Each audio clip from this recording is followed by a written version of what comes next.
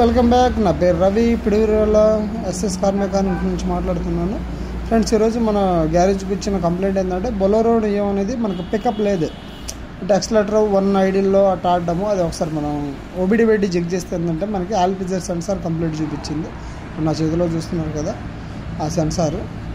ఈ ఆల్పిజర్ censor complaint వల్ల ఏంటంటే మనకు కంపల్సరీ బొలెరో బండ్లకు కానీ లేటెస్ట్ బొలెరోలకు కానీ సేమ్ ఇదే కంప్లైంట్ వస్తుంది, పికప్ పడిపోవడము. ఇది మనకి ఎగ్జాక్ట్ లొకేషన్ వచ్చేసి ఇంజనాల్ బ్యాక్ సైడ్ అండ్ సెల్ఫ్ మోటార్కి బ్యాక్ సైడ్. మీకు పైనుంచి చూస్తే అర్థం కాదు, ఒకసారి కిందకి వెళ్ళి అబ్జర్వ్ చేస్తే ఇంజనాల్ back side, self motor back side ఎగ్జాక్ట్గా వైట్ కానొస్తుంది కదా, ఆ ప్లేస్లో అనేది మనకి సెన్సార్ అనేది లొకేట్ అయి ఉంటుంది. ఈ సెన్సార్ చెక్ చేసుకోకముందు ఏంటంటే మనం ఒకసారి ఇంజనాల్ గేజ్ లెవెల్స్ కూడా కంపల్సరీ చెక్ చేసుకోవాలి. అంటే ఇక్కడ గేజ్ కంటే తక్కువ ఉన్నా సరే, ఇంకోటి ఆయిల్ బాగా 10,000కి మనం ఒక్కోసారి చేంజ్ చేస్తాం కదా, చేంజ్ చేయకపోయినా 13 అట్లా తిరిగేస్తారు. అలా థిక్నెస్ ఉన్నా సరే ఇదే కంప్లైంట్ వస్తుంది. వాల్యూస్ అనేది మారిపోతుంది మీకు సెన్సార్కి ఇచ్చే వాల్యూస్. అండ్ ఇంకోటి మీరు మల్టీమీటర్లో చెక్ చేసుకోవాలంటే మీకు ఎగ్జాక్ట్గా 5 వాట్స్ పైన 2 పిన్స్ అనేది బిలో 5 వాట్స్ రావాలి, కింద గ్రౌండ్ అనేది కామన్గా ఉండాలి. మల్టీమీటర్లో ఒకసారి చెక్ చేసుకోండి. ఎక్కడైనా వైరింగ్ అనేది ఎక్కడైనా కట్ అయినా సరే మనకు ప్రెజర్ పడిపోతుంది.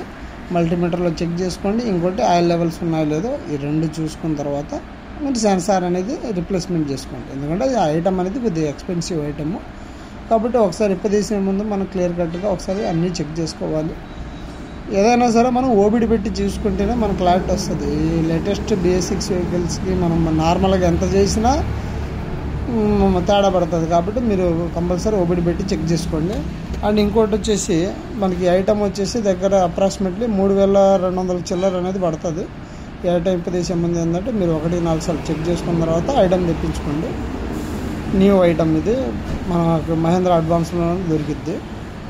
అండ్ ఇంకోటి ఏంటంటే ఈ మన కొత్త ఆల్పిజర్ సెన్సార్కి పాత ఆల్పిజర్ సెన్సార్కి ఓరిన్ డిఫరెన్స్ కూడా మీరు చెక్ చేసుకోండి, సేమ్ ఉందా లేదా. అంటే పాతది ఏమన్నా బాగా నలిగి కట్ అవ్వడం కానీ మేబీ అలాంటివి ఏమైనా ఉన్నా సరే మనకి ఇదే కంప్లైంట్ వస్తుంది. ఓరింగ్ కూడా మీరు క్లారిఫైగా చెక్ చేసుకోండి.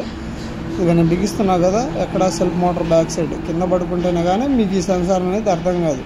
ఒకసారి క్లియర్ కట్గా చూసుకొని ఫిట్టింగ్ చేసుకొని తర్వాత అనేది మీరు కంప్లైంట్ అనేది రెక్టిఫై చేసుకోండి. ఫ్రెండ్స్, నేనైతే ఒకసారి ఏసీ చూసిన తర్వాత స్కానర్ కూడా పెట్టాను. స్కానర్ పెట్టి ఈ బొలెరో నియో మోడల్ సెలెక్షన్ చేసుకొని మనం ఏం చేయాలంటే లోపల ఉన్న ఫాల్ట్ ఓబిడి కోడ్స్ అవి మొత్తం క్లియర్ కోడ్ చేసుకోవాలి.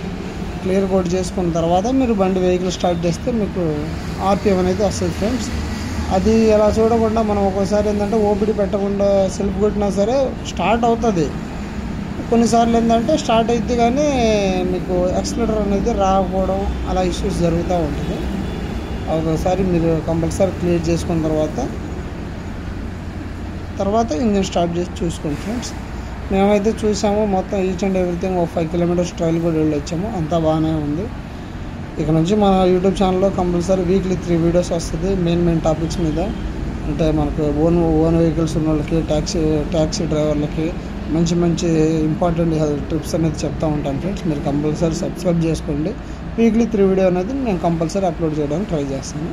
మన గ్యారేజ్ వచ్చేసి కొండమూడు, పిడుగురాళ్ళ పక్కన కొండమూడు మన కార్ గ్యారేజ్ వచ్చేసి కొండమూడు 133 సబ్స్టేషన్ ఆపోజిట్. ఫ్రెండ్స్, మీరు రావాలనుకుంటే గూగుల్ మ్యాప్స్లో చెక్ చేసుకోవచ్చు. RPM కూడా ఎక్సలెంట్గా ఉంది. RPM తొక్కే ముందు కూడా చూసుకోండి, ఎక్కువ తొక్కమాకండి. ఎలక్ట్రానిక్ నాజిల్స్ కాబట్టి డైరెక్ట్ అయిపోతాయి. ఓకే ఫ్రెండ్స్, మళ్ళీ వీడియోలో కలుద్దాం. బాయ్.